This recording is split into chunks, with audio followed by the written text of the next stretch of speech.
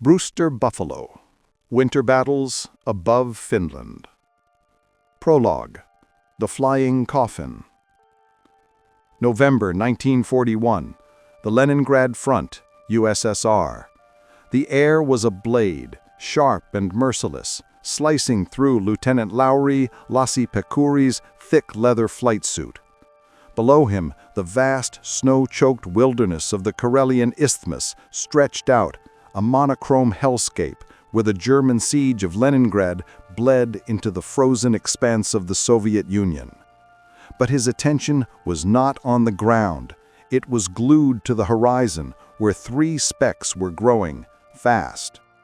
Lassi gripped the stick of his Finnish Air Force Brewster Model 239, the export version of the much-maligned American Brewster F-2A Buffalo.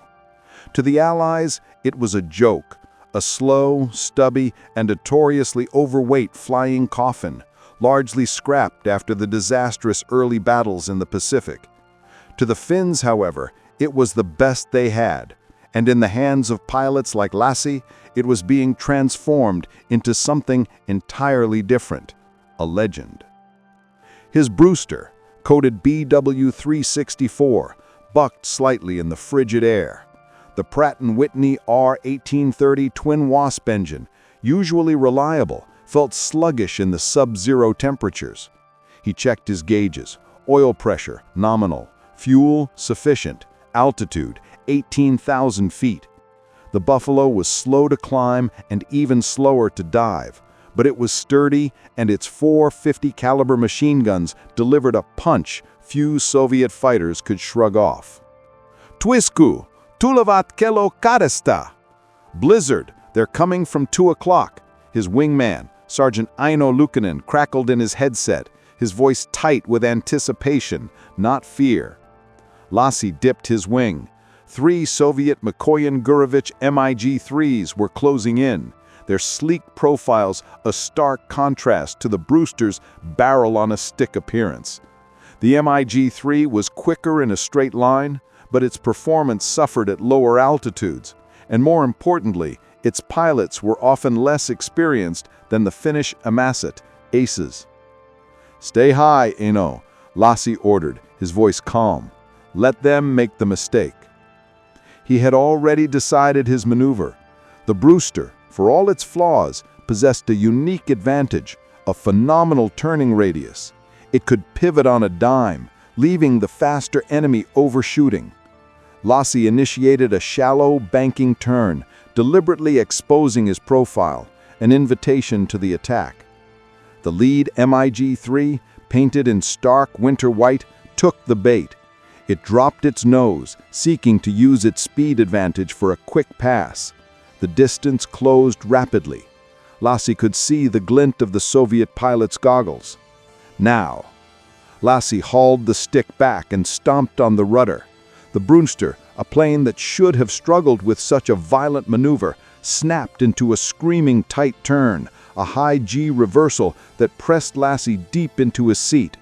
The MiG-3 pilot, expecting a typical wide fighter turn, sailed past the Brewster's tail with a mere 20 feet to spare, its speed an enemy to itself. Lassi didn't hesitate. He centered the stick, held a breath, and squeezed the firing button. The 450 caliber guns roared, a blinding, synchronized blast of orange-red tracer fire. The sound was a terrifying, stuttering blast in the otherwise silent air. The stream of heavy bullets ripped into the MiG-3's fuselage just behind the cockpit. A massive chunk of the rudder and elevator disintegrated. Smoke belched out, thick and black, immediately freezing into swirling gray ice mist. The Soviet fighter rolled violently onto its back, a wing dipping, then plummeted towards the frozen earth in a death spiral. Lassi didn't watch it fall. The battle wasn't over. The other 2 MiG-3s were already maneuvering, one climbing high, the other diving for Aino. This was the brutal reality of the air war over Finland. No grand carrier battles, no massive bomber streams. Just small, desperate duels in sub-zero hell, fought by men in an outdated American plane against the overwhelming continuous waves of the Soviet Red Air Force. Lassi straightened his Buffalo, the cockpit suddenly feeling cramped and hot with adrenaline. 1 down, 2 to go. Let's see if the flying coffin can bury another one. This American plane, dismissed by the world, was their sword, their shield, and their only hope against the coming endless winter. And the winter war was far from over. Chapter 1. The American Orphan. February 1940, Helsinki, Finland. The biting wind whipping off the Gulf of Finland felt alien to Captain Johnny Eriksson. Not because it was cold. He'd felt cold before, but because this was the kind of cold that seemed to drain the color and the hope from everything. It was the Winter War, and the Finns, outnumbered 50 to 1, were fighting for their very existence against the Soviet invasion.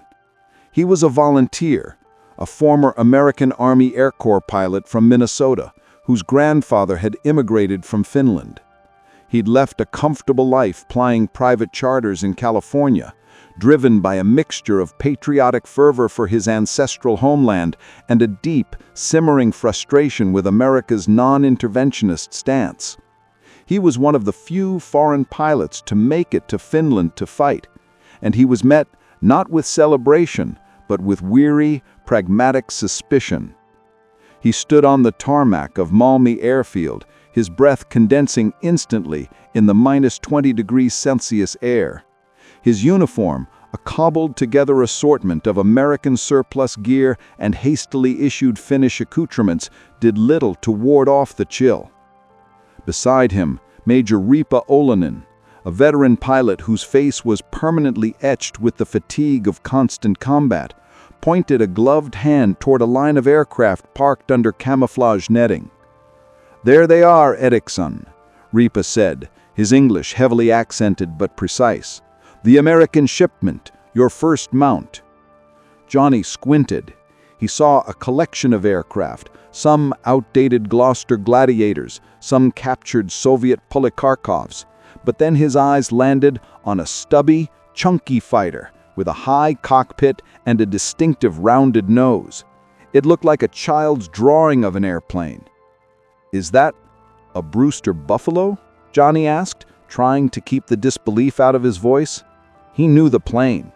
It had been an early attempt by the U.S. Navy to build a modern monoplane carrier fighter, quickly overshadowed by the Grumman F-4F Wildcat. It was rumored to be a disaster. Ripa nodded, a small, humorless smile playing on his lips. "The F-2A1. We call them the Model 239s. We bought them in '39. They arrived after the First War, but they are here now for the continuation. They were delivered late, and you can see why the U.S. Navy did not weep to see them go." Johnny walked closer to the nearest Buffalo, inspecting the fuselage. It was a metal monocoque design, a clear step up from the biplanes the Finns were primarily using. "The reports in the American papers," Johnny began, choosing his words carefully, "said the Buffalo was underpowered, too heavy, poor roll rate, a death trap against the Zero in the Pacific." Ripa gave a dry, rattling cough, a sound of the Finnish winter. "The Pacific is an oven. Finland is a freezer. In the Pacific, they fly against the Zero, a paper plane. We fly against the Rata and the Chaika, the Polikarpov I-16 and 153. They are tough, slow, and maneuverable." He tapped the thick fuselage of the Buffalo. "We are short men and short aircraft, but the Buffalo has 3 things. First, it is strong. It can take a hit, which is more than the Soviet planes can. Second, it has decent armament, 450 caliber machine guns, the heavy punch. And third, and most important, the Finns are flying it." He paused, letting the statement hang in the sub-zero air. "It will climb better than the I-16. It will dive faster than the I-153. And, if you are good, its excellent turning radius, a result of its wide-track landing gear and stubby design, can be used to outturn anything with speed. You must forget the American pilots' complaints. They flew by the book. We do not have a book. We fly by survival. Johnny ran his hand over the cold metal wing. The Brewster Buffalo, an orphan of the American military-industrial complex, deemed obsolete before it even saw real combat. Yet here, on the fringes of Europe's largest conflict, it was to be the vanguard of a tiny nation's defense, fought by men who had nothing left to lose. "All right, Major," Johnny said, pulling his leather gloves tighter. "When do I get to fly the coffin?" Ripa smiled properly this time, a flash of white against his wind-burned skin.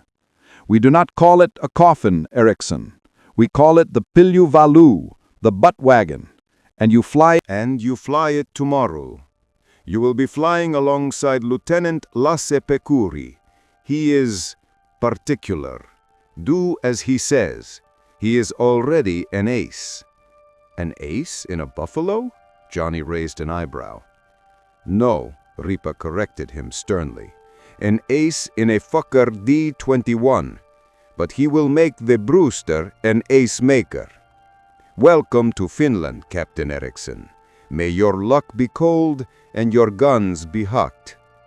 As Ripa walked away, Johnny stood alone, staring at the BW-351, his new fighter. The sky was an unforgiving canvas of gray and white. He knew the American papers would never tell this story, the story of how a cast-off American plane became the unlikely warhorse for a desperate fight, flown by men who had nothing left to lose. He knew nothing about Finnish flying, the brutal tactics of the Ilmavoimat, or the sheer madness of aerial combat in the Arctic Circle. But he knew with chilling certainty that his own story and the bizarre, improbable legend of the Brewster Buffalo was just about to begin above the frozen forests of Finland. Chapter 2. The Ace and the American. The next day. Malmi Airfield, Finland. The pre-dawn air was so cold it felt solid, a dense, paralyzing substance. Johnny Eriksson sat in the cockpit of BW-351, his body hunched, trying to ward off the chill seeping through his flight suit. The cockpit was cramped, utilitarian, and smelled strongly of oil and cold metal. It felt more like a tractor cabin than a sophisticated fighter plane. A ground crew mechanic, his face obscured by a thick scarf and a fur cap, cranked the inertia starter. A high-pitched whining scream built up, echoing across the frozen airfield, culminating in the satisfying, thunderous thrum of the Pratt & Whitney Twin Wasp engine catching hold. The 1,200 horsepower engine coughed once, then settled into a rough, powerful idle, sending shivers through the airframe. Johnny adjusted his oxygen mask and checked his instruments. His briefing was simple, a familiarization flight, a checkout with Lieutenant Lauri Lasse Pekuri. He was to follow, observe, and most importantly, keep up. A figure, tall and lean even in heavy winter gear, approached the cockpit. It was Lasse Pekuri. He looked nothing like the Hollywood image of a flying ace. There was no bravado, just an unnerving stillness and an intense focus in his pale blue eyes. He looked like a man who understood the profound, inherent risk of what he did and had simply made peace with it. Lasse didn't bother with pleasantries. He spoke in clipped, rapid Finnish, then switched to clear but heavily accented English. "Eriksson, you have flown the Brewster before?" "No, sir. P-36 Hawk, P-40 Warhawk. Carrier work in the States, but not the Buffalo," Johnny replied, feeling slightly on the defensive. Lasse merely nodded, his expression unreadable. "The Buffalo is slow to build speed. Use the throttle with respect. It turns tighter than you believe possible. Use that. But it is heavy. Do not try to climb with a Russian, not straight up. And keep your speed above 200 kilometers per hour, or you will fall out of the sky like a stone." He tapped the thick armor plating behind the pilot's seat. "This is your friend, but it only works if you live to use it. Follow me. Stay in position. Do not break formation, no matter what I do." With that, Lasse climbed into the cockpit of his own Brewster, BW364. A minute later, he taxied out, his movements economical and precise. Johnny followed, the Buffalo feeling sluggish and top-heavy on the icy taxiway. Lasse lifted off first, his takeoff run surprisingly short, the heavy plane clawing its way into the cold sky. Johnny pushed his throttle forward. The Twin Wasp engine roared, the tail lifted, and he was airborne. The first 10 minutes were a struggle. The Finnish pilots flew with an aggressive, almost reckless precision that demanded constant attention. Lasse put the BW364 through its paces. He flew wide, elegant loops, then snapped into rapid rolls that made Johnny's head swim. The plane felt alien, requiring a firm hand and constant correction. "God, it's a brick," Johnny thought, wrestling with the controls. The roll rate was slow, just as the reports had said. He had to lead his turns, anticipating the plane's reluctance to respond. Then Lasse did a maneuver that completely caught Johnny off guard. At an altitude of 6,000 feet, Lasse dropped his nose slightly, building speed, then hauled the stick back into a high G sustained turn, a tight, dizzying spiral that seemed to defy the aircraft's weight. Johnny tried to follow, but he came in too fast. He tried to pull his stick back, but the Buffalo shuddered ominously, warning of a potential stall. He had to relax the turn and ease off, losing several hundred feet of altitude and falling well behind Lasse. "You are too slow on entry, Eriksson," Lasse's voice snapped in his headset, the signal somehow crystal clear despite the distance. "Use the altitude for speed. You are flying an American plane like a Finnish biplane. Do not baby it." Lasse straightened his aircraft and climbed back up, waiting patiently. Johnny, adrenaline coursing, managed to catch up, his ego bruised. Then Lasse led him through a series of simulated attacks, demonstrating the Buffalo's legendary turning ability.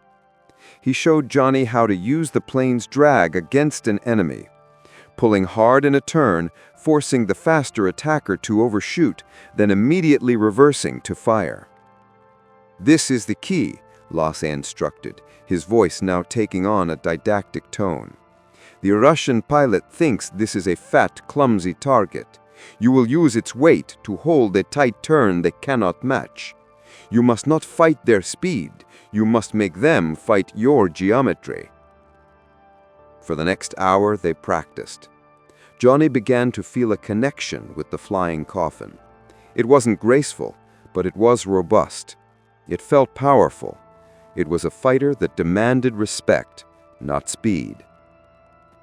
Then, abruptly, the exercise was over. Lasse woggled his wings, indicating descent. As they approached Malmi, a plume of black smoke was visible far off to the east. The Soviet pressure was relentless, even on a practice day. After landing, they taxied back to the dispersal point. Lasse cut his engine and jumped out, already shedding his helmet. Johnny followed, his legs stiff. "Well, Eriksson?"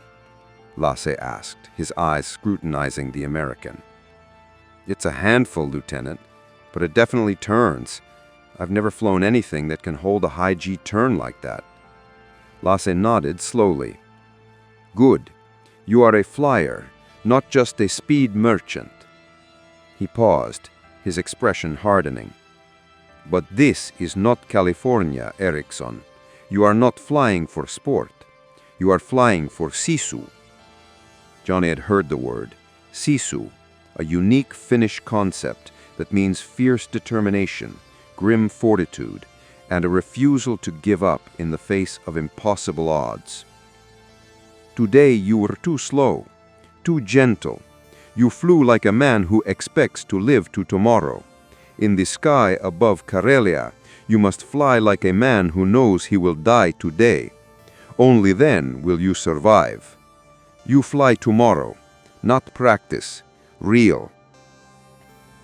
Lasse turned and walked away towards the low-slung command bunker, leaving Johnny standing alone by the silent, powerful engine of the Brewster Buffalo, the American orphan.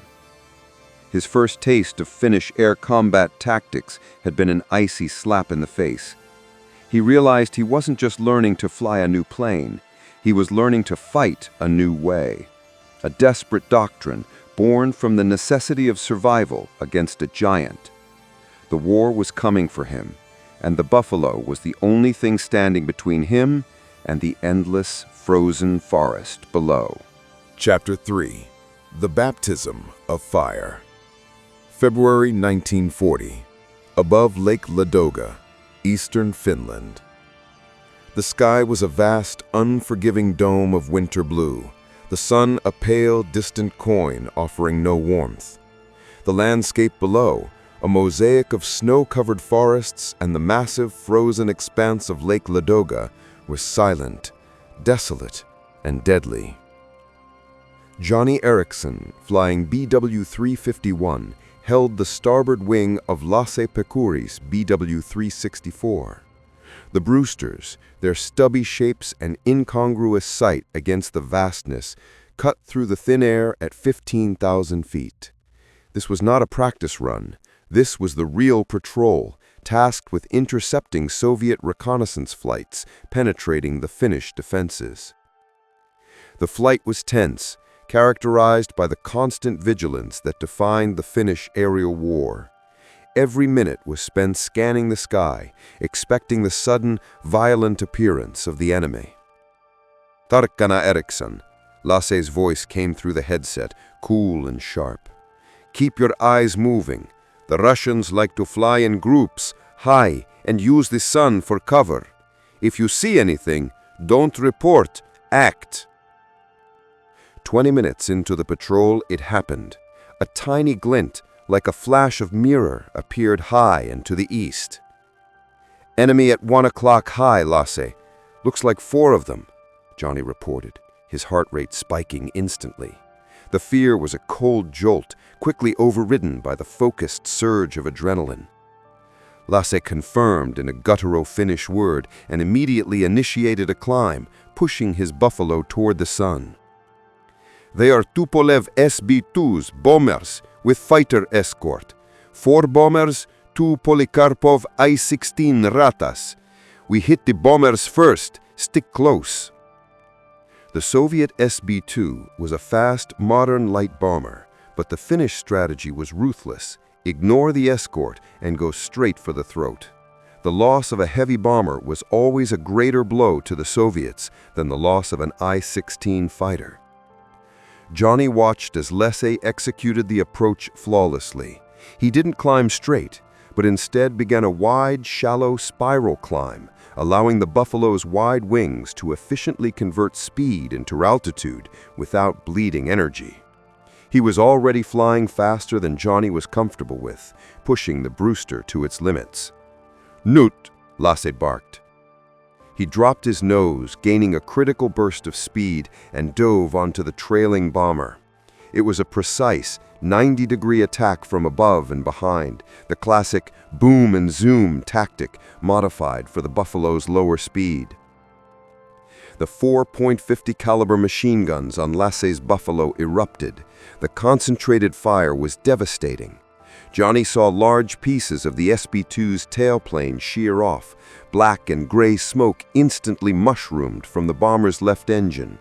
The SB-2 dropped out of formation, already falling. Johnny broke away to the right, following Lasse's instructions to create a 2-pronged attack. But as he did, one of the A-16 Ratas, stocky, resilient monoplanes, dropped its nose and peeled off to engage him. Here we go. The A-16, with its open cockpit and short nose, was a nimble adversary, known for its incredible turn rate. The pilot was aggressive, already closing for a stern shot. Johnny pulled back on the stick, executing a high G turn, trying to replicate the maneuver Lasse had shown him. But he pulled too hard, too fast. The Buffalo, heavy and reluctant, shook violently. "What's your speed, Eriksson? Too tight!" Lasse's voice was urgent. Johnny saw the Rata closing, its tiny machine guns spitting bright orange tracer fire that whizzed past his canopy. He could feel the panic rising. He was slow, a sitting duck. He knew the A-16 pilot was expecting him to widen his turn and try to escape using the Buffalo's speed. In a split-second decision, based on Lasse's earlier advice, Johnny reversed his turn, stepping hard on the left rudder. The heavy Buffalo, surprisingly, responded.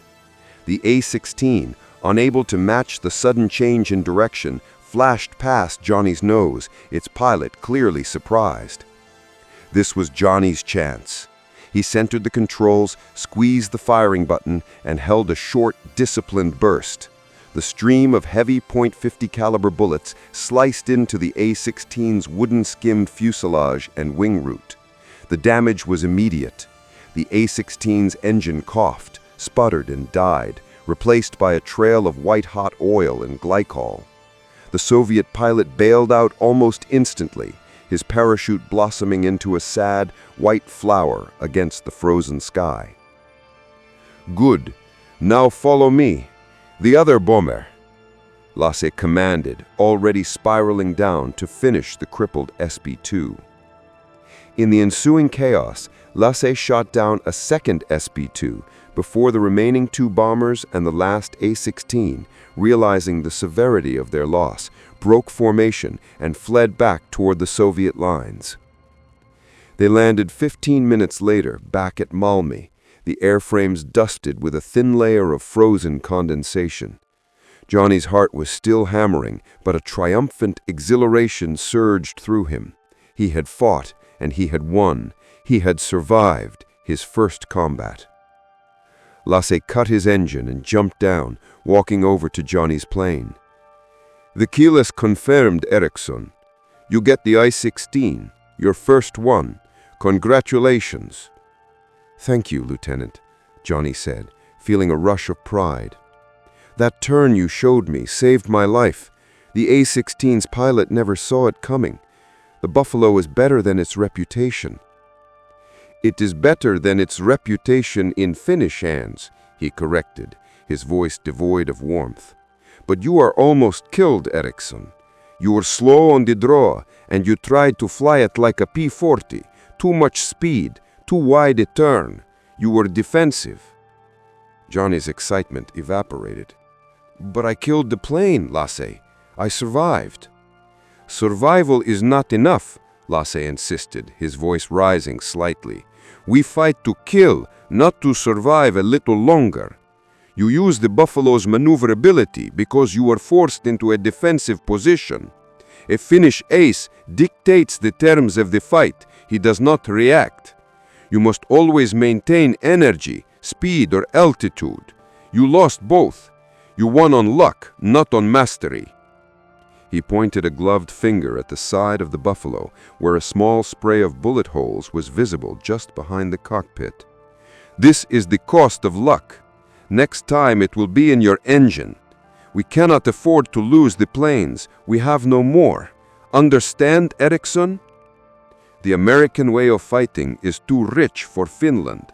We fight smart or we do not fight at all." Lasse turned and began walking away, leaving Johnny with his first victory and a crushing critique. Standing next to the patched, stubby fighter, Johnny understood. The Finnish Air Force was not interested in aces.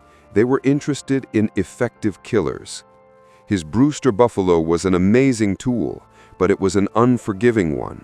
It demanded precision, aggression, and the total abandonment of the conventional tactics he had learned back home. He realized the true cold nature of the air war over Finland. It wasn't about heroism. It was about efficiency. And the journey to becoming a true Finnish pilot, an asa, had only just begun. He had survived the fire. Now he had to learn to master the ice. Chapter 4. The Calculus of Sisu. March 1940. Luonnetjärvi Air Base, Central Finland. The transfer to Luonnetjärvi Air Base signaled a shift in the fighting. The Finns had survived the initial brutal phase of the Winter War, but the Soviets were escalating. The Air Force, Ilmavoimat, needed to conserve its precious assets, especially the Brewsters. BW351 was now stationed deep inland, providing defense and interdiction against the expanding Soviet aerial reach. Johnny spent the cold, endless days flying patrols, not just with Lasse Pekkari, but with other top Finnish aces. He learned that the fame of the Brewster Model 239 was not based on its superior technology, but on the ruthless efficiency of its pilots. The Finnish doctrine: energy and angles. Johnny quickly understood the core of the Finnish doctrine, a desperate calculus born from numerical inferiority. 1. Never be defensive. Lasse's warning echoed constantly. The Finns never engaged in long, sustained turning fights unless absolutely necessary. Their tactic was the surprise attack, a swift, high-speed pass from altitude, delivering a concentrated burst of 50 caliber fire, and then climbing back to safety, maintaining what they called energy, speed, and altitude. The Buffalo's turn. When forced to turn, the Buffalo was superior to most Soviet fighters like the I-153 and I-116 at medium speeds. Johnny learned to use the wide-track landing gear, a design flaw to the U.S. Navy, to his advantage, allowing the plane to sustain incredible G-forces in a tight bank without shaking itself apart. Accuracy over volume. Ammunition was scarce. Every Finnish pilot was trained to fire short, disciplined bursts. Lasse once told him, "The American empties his gun into the sky, the Finn empties his gun into the engine." One evening, huddled in the briefing room where a single kerosene lamp fought the pervasive cold, Johnny studied the kill-to-loss ratios. The numbers were astounding. The Finns were achieving a kill ratio of roughly 25-1 in the Brewster's early engagements. The American flying coffin was performing better here than any other plane in the Finnish arsenal. "Look at this, Lasse," Johnny said, pointing to a tally board. "Another 4 kills today by Squadron 24. They're running riot. How is this plane, this Buffalo, doing this against all the odds?" Lasse, cleaning his goggles with meticulous focus, looked up. "The odds are not against the plane, Eriksson. They are against the pilot." He explained the Soviet reality. "The Russian pilots are numerous, but many are rushed. They fly in rigid formations. They follow the manual. The Buffalo is ugly and unexpected. They underestimate it. We exploit their arrogance. We are professionals. They are often conscripts. We have the Sisu. The plane is just the steel." The silent war. Johnny found the psychological warfare as taxing as the aerial combat. The Finns flew in almost complete silence. There was no chatter, no bravado, just the occasional curt command or report. This silent professionalism felt isolating to the talkative American. On one patrol over the ice fields, flying with a young pilot named Jorma Sarvanto, who would soon become a legend in the Brewsters, they spotted a squadron of 5 Polikarpov I-153 Chaika biplanes, tough, agile opponents. Sarvanto, without a word, broke formation and dove. Johnny followed, adrenaline pumping. Sarvanto hit the lead biplane with such precision that it exploded mid-air.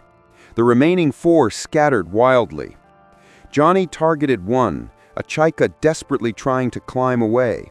He pursued, but the I-153, with its biplane maneuverability, began to turn inside his radius. Johnny knew a long, dragging turn was fatal. He remembered Lasse's lesson: don't fight their turn, fight their momentum. Johnny pulled a series of high-speed scissors, deliberately overshooting, then reversing. The Chaika pilot, flustered by the aggressive, unpredictable Buffalo, lost speed trying to keep up with the reversals. As the I-153 momentarily stalled at the top of a climb, Johnny was there, perfectly positioned. Fire! The Buffalo's 4 .50 calibers stitched a line from the cockpit to the engine.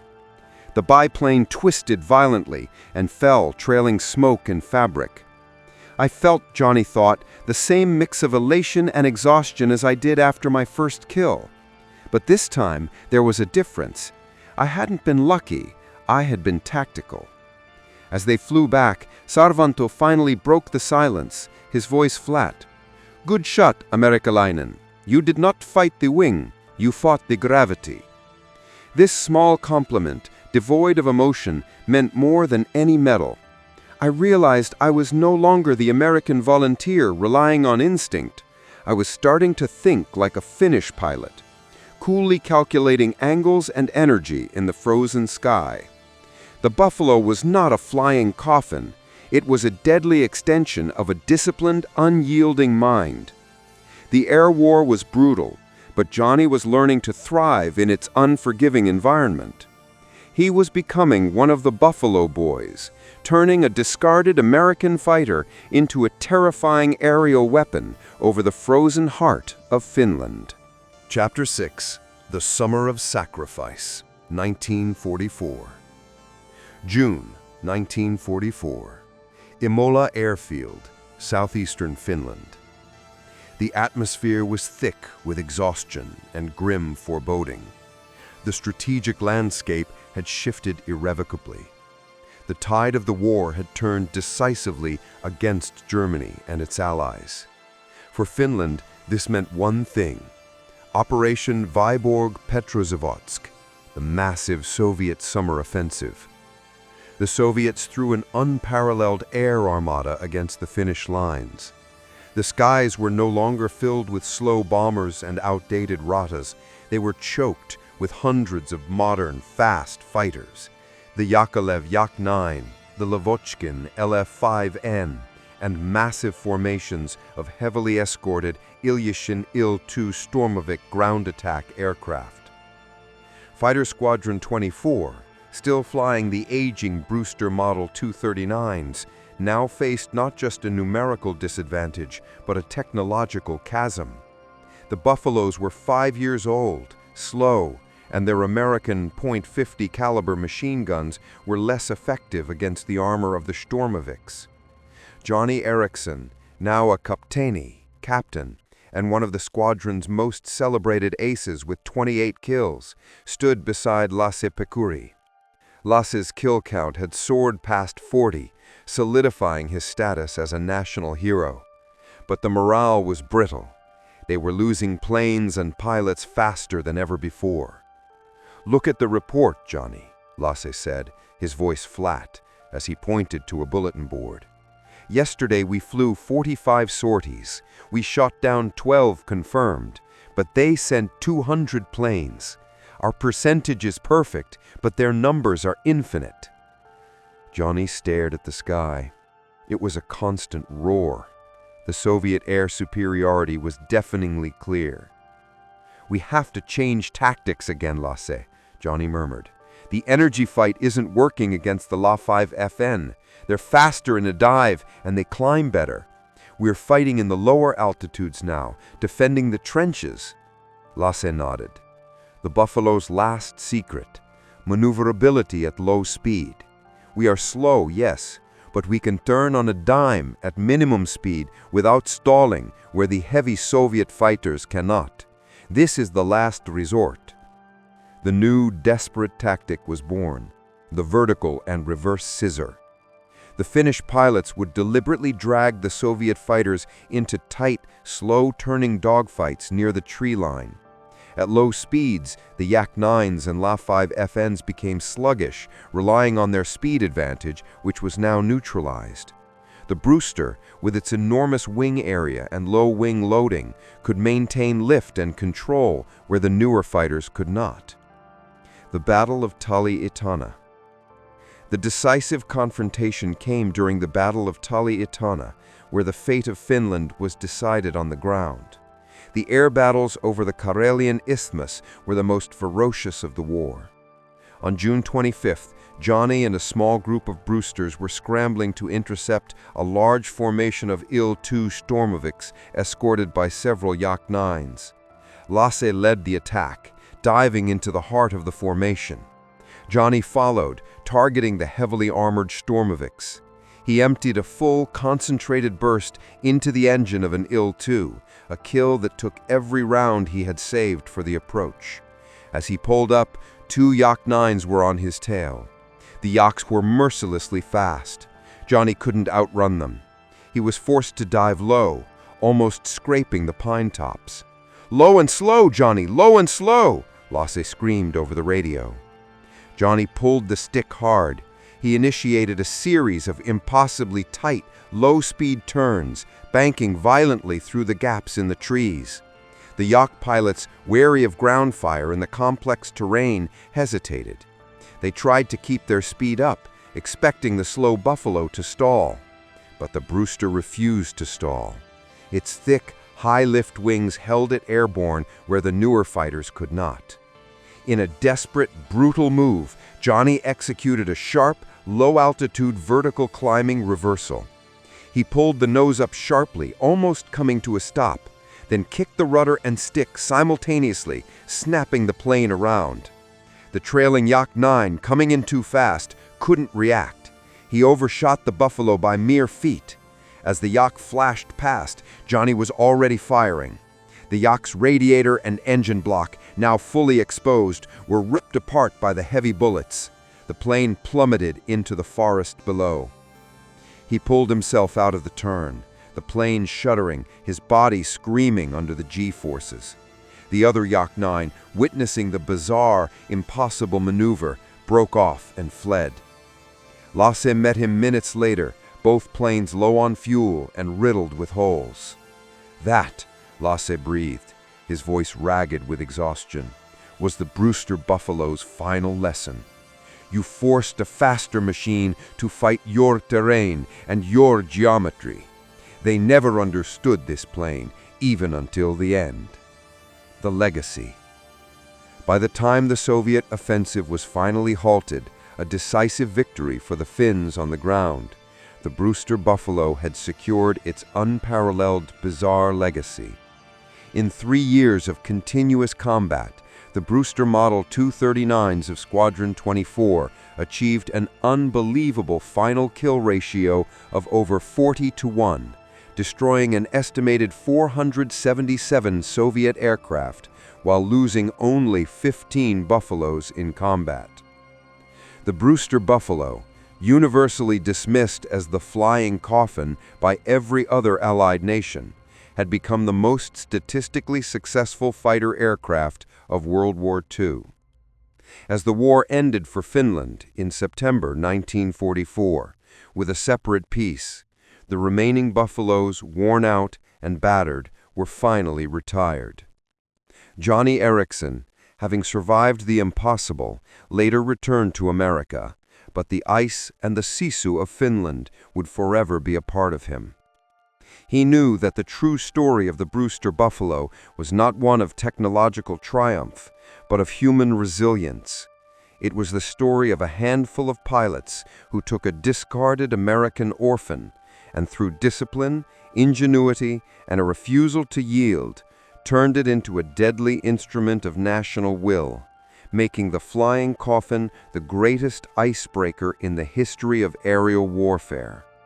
The winter battles above Finland had forged a legend, a testament to the fact that sometimes the most unheralded tool, in the right hands, can achieve the most astonishing victories.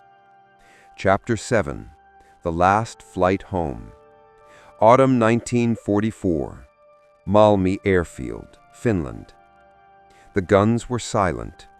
The September armistice, ending the continuation war, left Finland intact but bruised, forced to cede territory, and, in a final, painful act of compliance, to expel their former German allies. For the pilots of Haviccia Lendrileque 24, Fighter Squadron 24, The transition from war heroes to peacekeepers was jarring. Captain Johnny Erickson watched as the remaining Brewster Model 239s were slowly wheeled out onto the tarmac. They were battle-scarred, their fuselages bearing the patches of countless repairs, their paint faded. They looked less like fighting machines and more like tired old horseworks finally allowed to rest. The official directive was to retire the Buffaloes immediately. They were too slow, too outdated, and most importantly, they were an American design, a complication in the delicate dance of neutrality Finland now had to perform under the shadow of the Soviet Union. Johnny stood with Lasse Pekuri by BW-364, the Aces plane which had been responsible for over 40 of the squadron's victories. "They're finished then," Johnny said, quietly, running his hand over the patched armor plate behind the cockpit. "The greatest fighter of the war statistically, and they just pushed them into a corner." Lasse nodded, a rare hint of melancholy in his eyes. "The world moves on, Johnny. The war demanded a fight that was fast and numerous. The Buffalo was neither either. Its time is done, but the legend is not." The unthinkable record. Johnny looked at the final tally. The Ilmavote had managed to preserve its service records with meticulous care, despite the chaos of the final battles.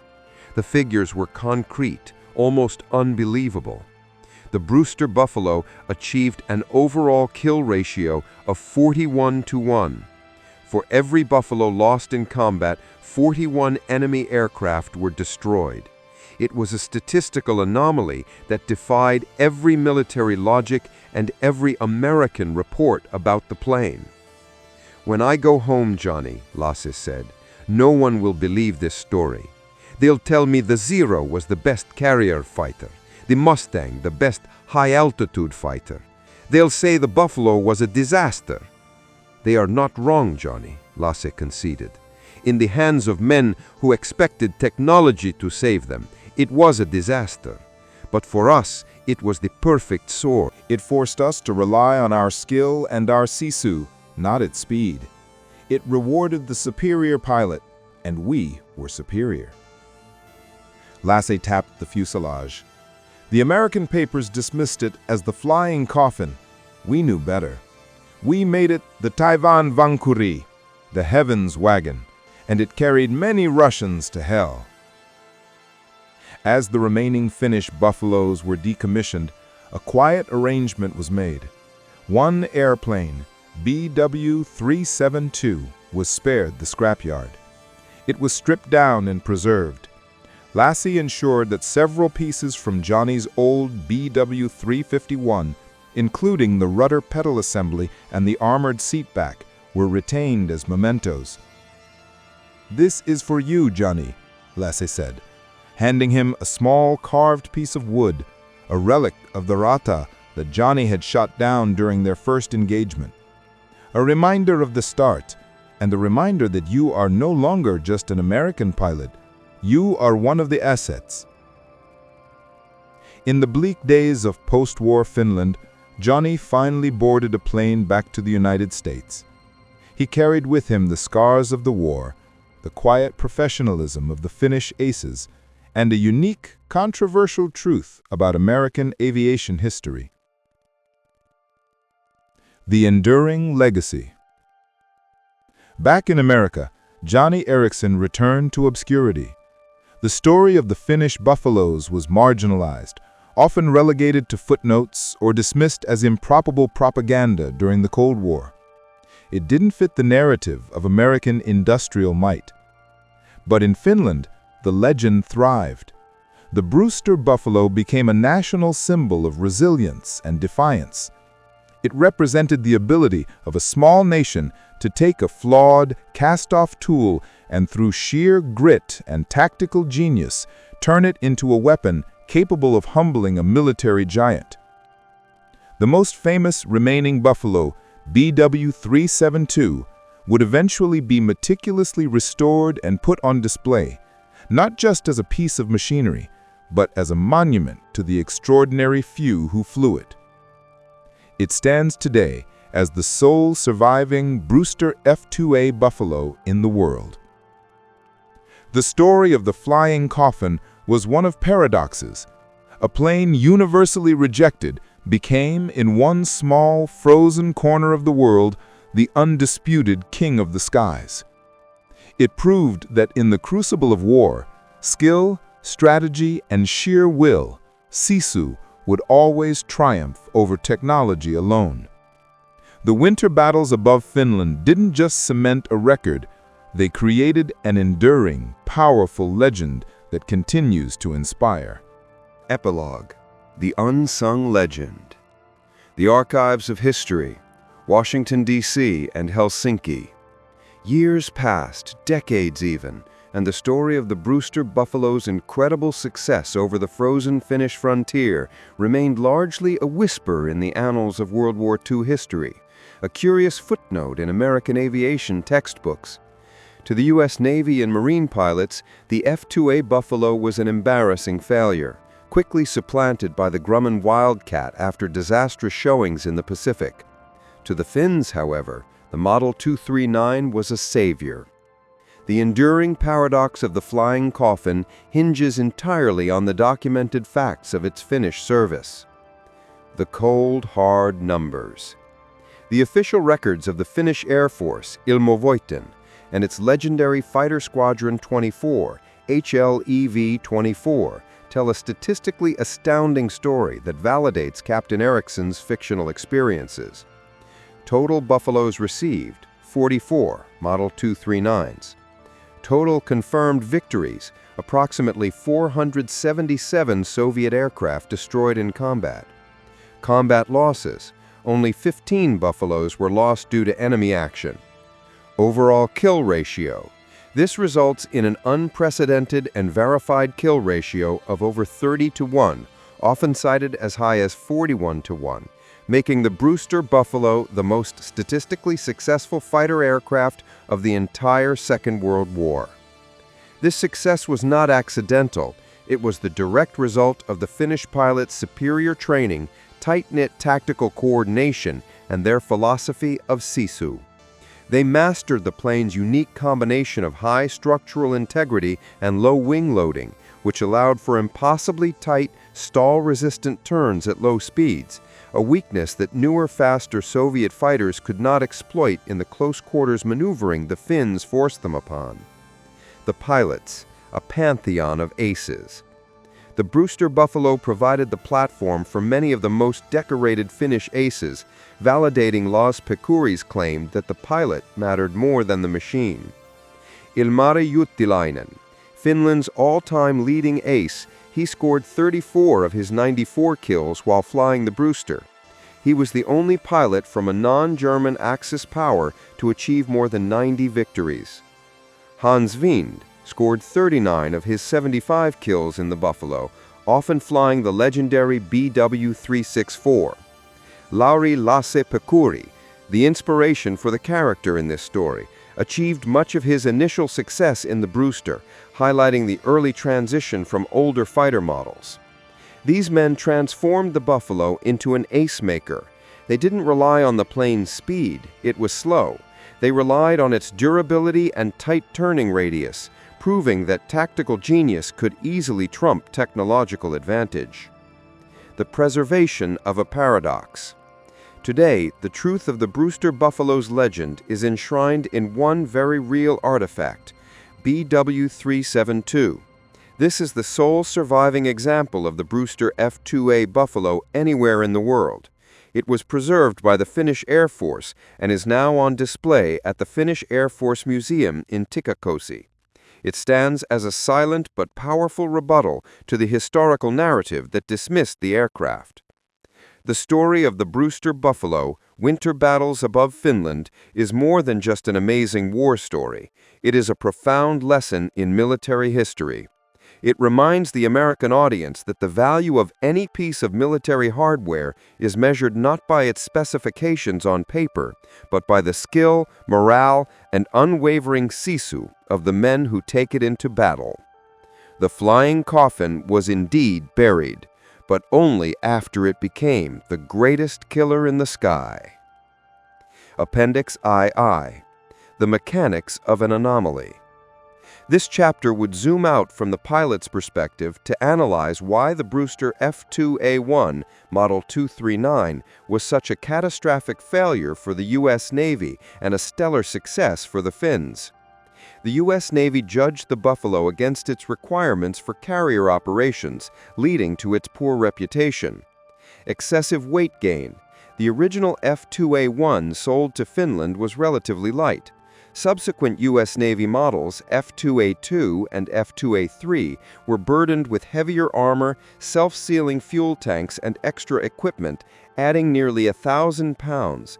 This transformed the F2A from a marginal performer into a sluggish disaster, particularly at low altitudes of the Pacific. Poor hydraulic system. The U.S. Navy reported notoriously unreliable hydraulic systems for landing gear and flaps, a critical flaw for carrier landings. This issue was less acute for the Finnish pilots operating from fixed snow-covered airstrips. Weak roll rate. The Brewster had heavy ailerons, resulting in a slow roll rate compared to the faster, lighter Japanese Zero. This made it difficult for American pilots to rapidly change direction during high-speed Pacific dogfights. The Finnish advantage, exploiting the design. The Finns did not fix the plane, they fixed the tactics to fit the plane's unique geometry. Low wing loading. This is the key technical factor. The Model 239 had a relatively large wing area for its weight, especially the early models, giving it a low wing loading compared to the Messerschmitt Bf-109 or the later Soviet fighters. This allowed the Finnish pilots to initiate and sustain tight, low-speed turns where the heavier, higher wing-loaded Soviet planes would stall or lose too much energy in the close-quarters maneuvering the Finns forced them upon. High structural integrity. Despite the U.S. Navy's complaints, the Brewster's robust all-metal construction was inherently tough. It could absorb significant damage, and the massive G-forces generated by the Finns' aggressive, tight maneuvers without disintegrating, a crucial advantage over the fabric and wooden construction of many Soviet Polikarpov fighters. The power of the .50 caliber. While later Soviet planes had better cannons, the 4.50 caliber M2 Browning machine guns offered devastating concentrated firepower. The Finnish pilots were trained to fire short, accurate bursts at point-blank range, maximizing the energy transfer of the heavy rounds against engine blocks and cockpits, ensuring a kill with minimal ammunition. Maintenance in the Arctic. The chapter could also detail the incredible logistical efforts. Engine reliability. The Pratt & Whitney R1830 twin Wasp engine, while powerful, demanded complex maintenance in sub-zero temperatures. The Finnish ground crews, under harsh primitive conditions, became masters of cold weather maintenance, using localized heating units and specialized lubricants to ensure the engine started reliably every time, a testament to their dedication and sisu. Appendix I, The Mechanics of an Anomaly. The story of the Brewster Buffalo in Finland is a stunning rebuttal to the axiom that superior technology wins wars. For the American audience, the sheer failure of the F2A Buffalo in the Pacific theater, contrasted with its legendary status in Finland, demands a closer look at the physics and logistics of the aircraft. It wasn't the plane that changed, it was the battlefield and the mindset. The weight of failure, the American F2A. The U.S. Navy and Marine Corps quickly deemed the F2A a disaster, primarily because of a fundamental issue known as mission creep and the resulting weight gain. Weight penalty. The F2A1 Model 239 delivered to Finland was the lightest version, weighing around 4,500 pounds empty. However, the subsequent U.S. models, the F2A2 and F2A3, were loaded with heavier armor plating, self-sealing fuel tanks, heavier guns, and more equipment. By the time the F2A3 was deployed to Midway, its empty weight had ballooned to nearly 5,400 pounds. This added weight crippled the plane's performance, particularly its rate of climb and acceleration. Carrier liability. The F-2A's poor hydraulic system was notoriously unreliable for lowering and raising the landing gear and flaps, critical failures for a carrier-based aircraft operating under stress. Furthermore, the slow roll rate, a result of heavy ailerons and structural compromises, made it unresponsive against the highly agile Japanese Zero. For the U.S. standards of high-speed, high-altitude carrier fighting, the Buffalo was inherently unfit. The American pilots were flying a heavier, slower, less maneuverable version against a superior tactical threat, the Zero, expecting it to perform like a fast interceptor. It failed miserably. The geometry of success, the Finnish Model 239. The Finnish Air Force was fortunate to receive the original, lighter F-2A-1 equivalent, Model 239. Crucially, they adopted a flying style that exploited the plane's unique liabilities and ignored its weaknesses. 1. Low wing loading and the turning trap. This was the key to the Buffalo's success. Wing loading is the ratio of aircraft weight to wing area. The early Model 239 had a large wing area relative to its weight, giving it a low wing loading. The advantage: low wing loading is directly linked to high lift and low stalling speed. This allowed the Finnish pilots to initiate and sustain incredibly tight, high G turns at lower speeds without losing control. The tactic: a faster Soviet Yak or Lag G would often overshoot the tight-turning Buffalo or be forced to slow down dramatically to maintain the turn, sacrificing their energy advantage. In a low-speed turning engagement, the Buffalo was superior. It transformed the plane's stubby shape from a visual joke into a geometric weapon. 2. The power of the Punisher. The 4 Browning M2.50 caliber machine guns were a devastating advantage against the Soviet fighters of the early war. Concentrated firepower. The Finnish standard was a short, 2-second, highly accurate burst. The mass and velocity of the .50 caliber rounds delivered a far greater kinetic punch than the smaller .30 caliber weapons or the slower firing cannons found on many Soviet fighters. Structural integrity. The Buffalo was tough. While the Soviet Polikarpov fighters were often constructed of wood and fabric, lighter but brittle, the Buffalo's all-metal semi-monocoque construction made it highly resistant to battle damage. It could absorb multiple hits and the sustained G-forces of the Finns' aggressive maneuvers without failing, allowing the pilots to press their attacks harder and longer. The Arctic logistical masterpiece. Beyond the airframe, the Finnish ground crews and logistical network were critical to maintaining the amazing kill ratio. Cold weather expertise. Operating the Pratt & Whitney R1830 Twin Wasp engine in -30°C weather required constant vigilance. Finnish mechanics mastered the use of engine oil dilution and preheating techniques, ensuring the radial engines started reliably during scrambles, a feat of engineering often taken for granted. Improvisation. Faced with severe spare parts shortages, the Finns became masters of field improvisation. Damaged cowlings were patched with local materials. Parts were cannibalized from crashed Soviet planes, especially guns and radios. And airframes were reinforced. This make-do mentality kept the Brewsters flying long after their technical lifespan should have expired. The true anomaly of the Brewster Buffalo is that it succeeded because it was flown in an isolated, desperate theater by a military that prioritized training and tactical innovation over technical specifications. The winter battles above Finland didn't change the plane, but they revealed the devastating potential of a flawed machine in the hands of pilots with genuine sisu. Chapter 9. The Psychology of the Flying Coffin. The technical success of the Brewster Buffalo was inseparable from its psychological impact. For Johnny Erickson and his squadron mates, the Brewster represented not just a machine, but a powerful mental shift. For the Soviet pilots, It became a terrifying, unpredictable ghost. The confidence of the underdog. For the American volunteer Johnny Erickson and the Finnish aces, the Buffalo instilled a fierce, paradoxical confidence. The power of the flaw. Finnish pilots knew the world saw the Brewster as a failure. This knowledge fueled their resolve. They had to be better than the plane's reputation. This self-imposed pressure elevated their game.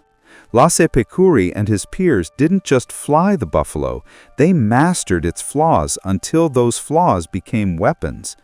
When a Soviet pilot saw the stubby, ungainly Buffalo, they anticipated an easy kill. That moment of arrogance was the only opening the Finns needed. Structural trust. Knowing their all-metal fuselage could withstand more punishment than the wooden frames of many Soviet fighters allowed the Finns to press their attacks and maneuvers to the absolute limit. This structural trust translated into tactical boldness. They could tolerate a momentary loss of energy or a brief hit, pushing the aircraft into maneuvers like the extreme high G turn that would cause an early yak or lag G to break up or stall. Psychological unity. This was their shared symbol of their desperate fight. Every kill cemented the squadron's belief in their collective skill and their national sisu. The success of the flying coffin became a psychological shield against the daily overwhelming numerical superiority of the Red Air Force. The translation of the Buffalo's tactical success into psychological impact was immensely powerful. The terror of the unknown, the Soviet perspective. The Buffalo's success created a persistent, unsettling problem for the Soviet pilots, particularly those newly rotated onto the front lines. The unpredictable killer. Soviet pilots were trained to fight technologically superior aircraft, where speed and climb rates dictated the engagement. They had clear protocols for engaging German Messerschmitts or American P-39s, but the Buffalo defied these rules. Its ability to abruptly slow down and turn inside a pursuer at low altitude was tactically disorienting. Pilots often lost sight of the Buffalo in a turn or overshot it, only to find themselves directly in the line of the Buffalo's heavy .50 caliber fire. Sustained morale damage. Over time, reports filtered back to Soviet command. The enemy, though no, flew a strange, ugly American plane that was incredibly hard to kill. This was a severe morale drain.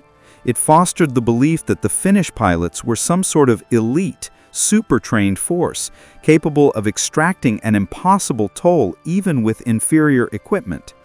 This belief made Soviet pilots more hesitant, less aggressive, and more prone to breaking off engagements prematurely. Misclassification and underestimation. The Soviet High Command consistently underestimated the threat. They focused their efforts on combating German aircraft, often feeding newer, faster aircraft like the Yak-9 against the Buffaloes, only to be stunned by the continued high losses. This strategic failure to properly identify and counter the Finnish low-speed turning tactics allowed the Buffalo aces to continue their domination well into 1944. Johnny Erickson eventually realized that the most potent weapon he wielded wasn't the .50 caliber machine guns, but the fear and confusion the flying coffin generated in the minds of his adversaries. The Brewster Buffalo was a psychological masterpiece, a plane that was technically so flawed that no one, especially the enemy, could predict how its skilled pilots would use it to kill. Chapter 10. The Quiet Cold of Peace. October 1944, Helsinki, Finland. The silence of peacetime was heavy, a suffocating blanket after years of the engine's roar and the scream of bullets. For Captain Johnny Erickson and Lieutenant Colonel Lasse Pekkuri had earned a promotion in the final frantic days. Lauri Pekkuri, the transition was not a relief, but a disquieting vacuum. The anchor of the airfield. Johnny postponed his return to America, lingering in Finland. He felt a profound sense of displacement. Back in Minnesota or California, the war was a heroic newsreel. Here, it was the smell of burnt oil, the taste of frozen adrenaline, and the ghosts of comrades lost to the silent snow. He often walked the perimeter of Malmi Airfield, now mostly used for transport and decommissioned aircraft. The remaining Brewster Model 239s were draped under canvas, their glory faded.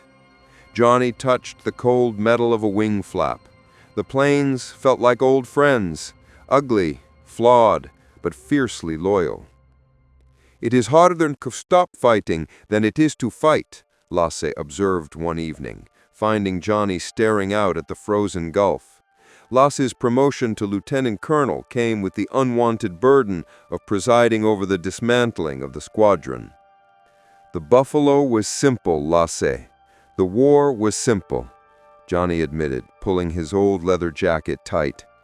"The goal was clear. Survive the day and take one of theirs with you.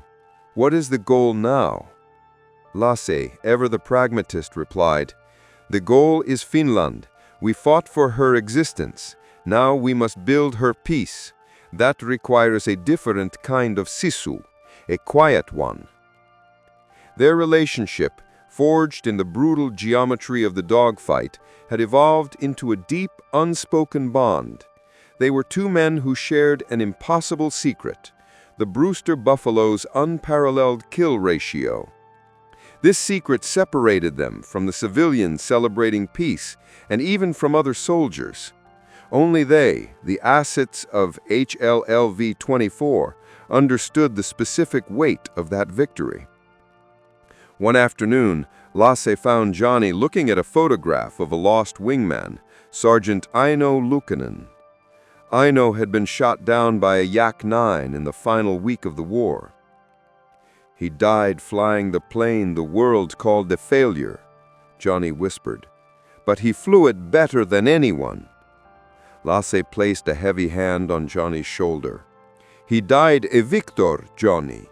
That is the final truth. Our losses were not wasted. The Brewsters cost us 15 men, but they bought us a nation's freedom." This was the core of the perspective. The sacrifice of the pilots and the life of the aircraft were part of a larger, necessary transaction. It was a cold, necessary calculus that the Americans, with their vast resources, could never truly comprehend. The return home. The day of Johnny's departure finally arrived. He was going home to an America that was booming, a nation eager to forget the hardships of war. Lasse drove him to the harbor in Turku. The air was crisp, carrying the scent of salt and distance. "You will forget the cold of the Finnish winter, Johnny," Lasse said, offering a curt handshake. "But do not forget the lesson. The man is always the master of the machine." "I won't," Johnny promised. "But what about you? What happens to the Buffalo's legacy?" Lasse paused, looking across the water towards the silent, frozen north. "We will make sure the records are preserved. We will let the world tell the story of the Mustang and the Spitfire. But here, in Finland, we will always know the truth.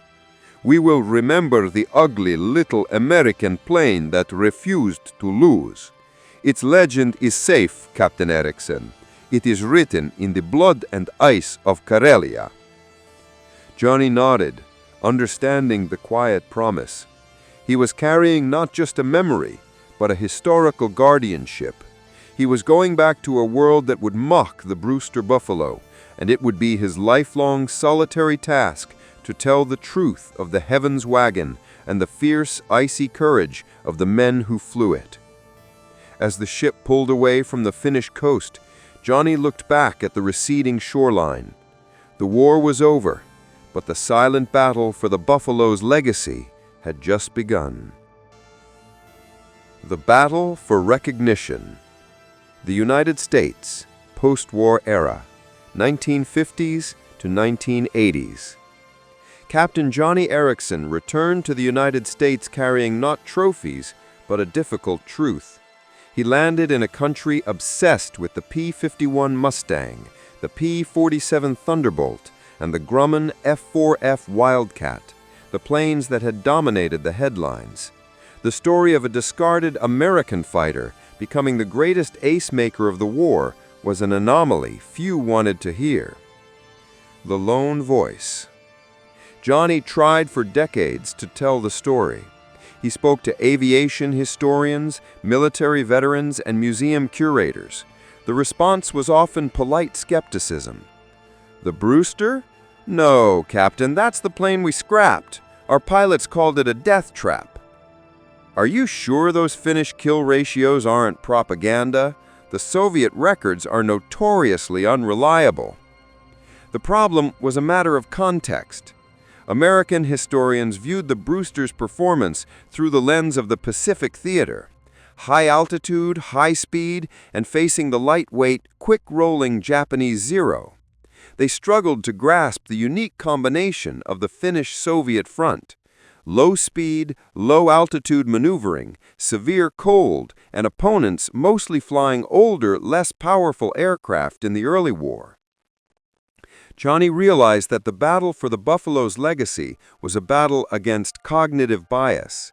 He began corresponding with his former Finnish comrades, particularly Lasse Pekuri, gathering and meticulously translating the official Finnish Air Force records, the detailed after-action reports, and pilot logbooks to prove the kill ratios were real. The triumph of documentation. By the 1970s and 1980s, driven by the dedication of historians and former pilots like Johnny Eriksson, the documentary evidence became impossible to ignore. The Finnish records were irrefutable.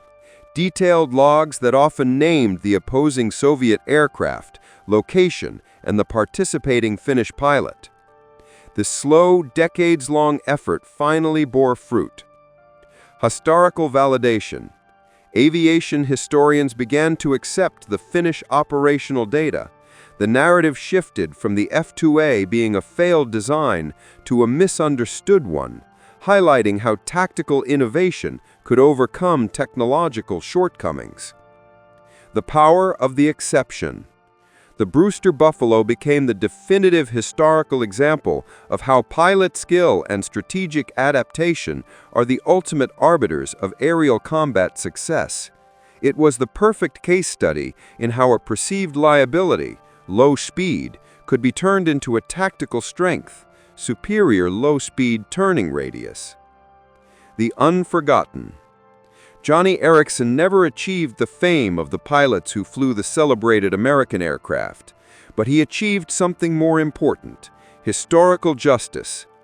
He helped ensure that the legacy of the Heavens Wagon, the stubby, tough American-made fighter, was cemented not as a failure, but as an unparalleled success story in the most desperate corner of World War II. Today, when the sole surviving Brewster Buffalo, BW-372, stands in a Finnish museum, it tells a complete story.